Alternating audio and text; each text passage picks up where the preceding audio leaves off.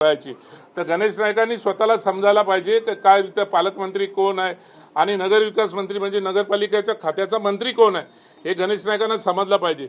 जर गणेश नाईक जर अशा पद्धतीने जर आमच्या कुठल्या ऑर्डर देऊन हे करत असतील तर आम्ही ते सहन करणार नाही। त्यांनी या गोष्टी त्यांनी आम्हाला शिकवू नये।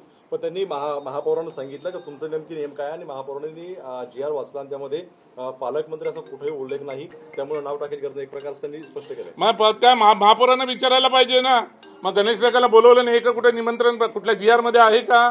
मग महापौरांनी त्याचे उद्घाटन करावे ना। मग कोणालाही मंत्रीला याला त्याला मंत्री संत्रीला बोलायची गरजच काय आहे?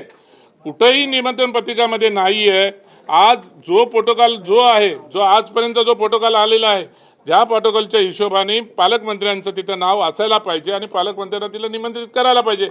जर महापौर बोलत असेल तर कुठेही असं पालकमंत्र्याचं काही नाही, मग तिथं का दुसऱ्या मंत्र्याचं नाव का लिहिलेलं आहे का, कुठं छापीलं आहे का महापौरांकडे? मग महापौरांनी उद्घाटन करावं। मग दुसऱ्या मंत्र्यांना बोलवण्याची गरजच काय आहे? काय यांचा का घरगुती कार्यक्रम आहे का? शिवसेनेने जे काळे झेंडे दाखवले ते गणेश नाईक म्हणतात काळे झेंडे दाखवणे काय फार अवघड नाही, कपडा उचलला काळा की वरती दाखवला की त्याला काय फार महत्व राहतं। त्यांना महत्व आहे ना, ज्या काही गोष्टी पुढे होतील तेव्हा कळतील।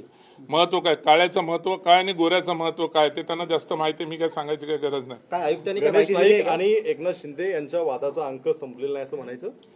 बघा, आमचे पक्षप्रमुख एकनाथ शिंदे साहेब, उपमुख्यमंत्री एकनाथ शिंदे साहेब, नगरविकास मंत्री एकनाथ शिंदे साहेब, पालकमंत्री एकनाथ शिंदे साहेब ते संयम ठेवून वागतात।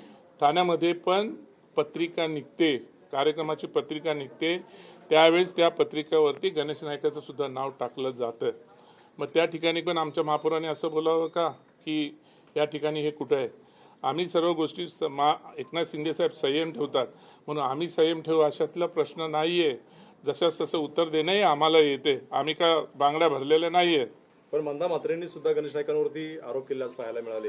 मंदा म्हात्रेंनी जो आरोप केला याच्यात काही नाहीये। मंदा म्हात्रेंनी केलेला आरोप सत्य आहे। याच्यामध्ये खरं पाहिलं तर गणेश नाईकांना तिथं जायची, मी बोलतो म्हणजे अपशब्द निघत असेल, त्या हॉस्पिटलमध्ये उद्घाटनाला जायची लाज वाटायला पाहिजे, या भाषेत मी बोलतो। कारण ते अख्खं हॉस्पिटल बाजूला जे फोर्टिज हॉस्पिटल आहे ते फोर्टिज हॉस्पिटल नगरपालिकेला यांनी दावणीला बांधलेलं आहे। काय गोष्टी करतायत हे, काय गोष्टी करतायत की आम्ही आरोग्य खातं एवढीच हिंमत आहे। सुप्रीम कोर्टात केस चालले, किती वेळेला वकील पाठवलेत त्या फोर्टिजच्या हॉस्पिटलसाठी, मग त्यांनी त्या हॉस्पिटल आपल्याकडे घ्यायला पाहिजे। तुम्ही आयुक्तांना पत्र दिलेलं आहे, काय आयुक्तांनी काय कमिटमेंट केली? आयुक्तांनी कमिटमेंट केलेली आहे, याला जो कोणी दोषी असेल, मी जी छापलेली आयुक्तांनी छापलेली जी पत्रिका आहे, जी पत्रिका छापले त्याला जो कोणी दोषी असेल त्याच्यावर मी कायदेशीर कारवाई करणार।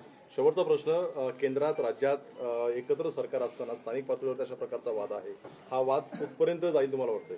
हे बघा, आमचे पक्षप्रमुख एकनाथ शिंदे साहेबांनी आम्हाला प्रत्येक गोष्टी संयम ठेवायला सांगितलं की आपलं युतीचं शासन आहे आणि युतीच्या शासनाच्या बाबत आपण सरकार चालवतो, तर त्यांनी संयम ठेवायला सांगितलं।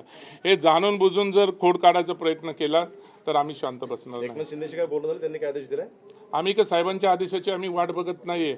जिथं आम्हाला माहिती आहे की आम्हाला आमच्या नेत्यांवरती बाबतीताने जर कुठे अन्यायकारक जर अशा काही गोष्टी घडत असेल आणि आमच्या नेत्यांच्या बाबतीत जर कुठे काही गोष्टी, आणि आमचा नेता या महाराष्ट्र शासनाचा उपमुख्यमंत्री आहे, या जिल्ह्याचा पालकमंत्री आहे, आणि म्हणून ज्या ठिकाणी आम्हाला जर आमच्या नेत्यावर कुठे अन्याय होणार असेल तर आम्ही या गोष्टी सहन करणार नाही।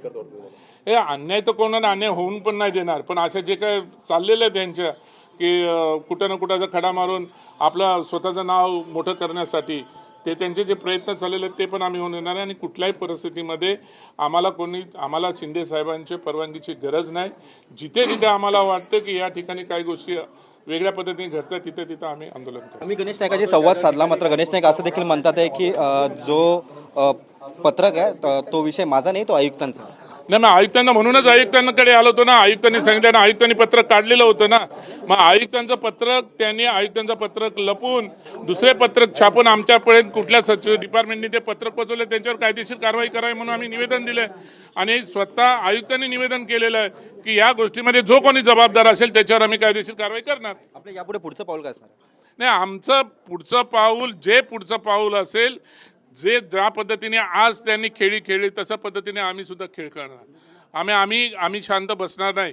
ज्या वेळेस आमचे पालकमंत्र्यांचं नाव डावळून जर अपमान करण्याचं जर कोणी षडयंत्र रचलं असेल तर त्याचा बिमोड केल्याशिवाय आम्ही सुद्धा स्वस्थ बसणार नाही. आज आयुक्त आमच्या समोर बोललेत की आम्ही ज्या बाबतीत जे कोणी जबाबदार असेल त्यांच्यावर कायदेशीर कारवाई, ज्या काही गोष्टी त्यांच्या प्रशासकीय याच्यामध्ये तर ती कारवाई करायची त्यांनी आश्वासन दिले. जर या 10-15 दिवसामध्ये जर आयुक्तांनी जर या बाबतीत करायचं ते केलं नाही तर 1 जुलैला आम्ही सर्वजण या ठिकाणी परत आम्ही आयुक्ताच्या दालनात बसून आयुक्तांना आम्ही घेराव घालणार. मंदा मात्रांनी देखील या कार्यक्रमात बहिष्कार टाकला होता. मंदा माते आता हे मी ते बीजेपीला समजायला पाहिजे का बीजेपीच्याच एका आमदारांनी ज्या आमदाराचं तो मतदारसंघ आहे त्या ठिकाणी त्यांना डावळलं गेल्यात आलं. आणि मी हे सांगतोय की आज ठिकाणी त्या ज्या हॉस्पिटलसाठी मंदा मात्रेंनी एवढं भरीव काम केलंय, भरीव निधी दिलाय, त्यांना बाजूला ठेवून दुसऱ्यांच्या हातूनच काय गोष्टी करत आहे. आणि माझा सर्वात महत्त्वाचा मुद्दा आहे, मी तर हे बोललोय आणि मी बोलतोय, मला सुद्धा मी अपशब्द निघत असेल तर या गोष्टीतून, पण मी सांगतो की लाज वाटायला पाहिजे की या हॉस्पिटलमध्ये जाऊन त्या हॉस्पिटलचं ओपनिंग करतायत. आज त्या बाजूचंच फोर्टिज हॉस्पिटल, नवी मुंबई महानगरपालिकेच्या मालकीचं हॉस्पिटल पूर्णपणे त्यांनी त्या फोर्टिजच्या दावणीला बांधलेलं आहे. ह्या पद्धतीने जर प्रशासनात जर एवढी जर धमक असेल गणेश नायकामध्ये तर त्या हॉस्पिटल ताब्यात घेऊन दाखवावं.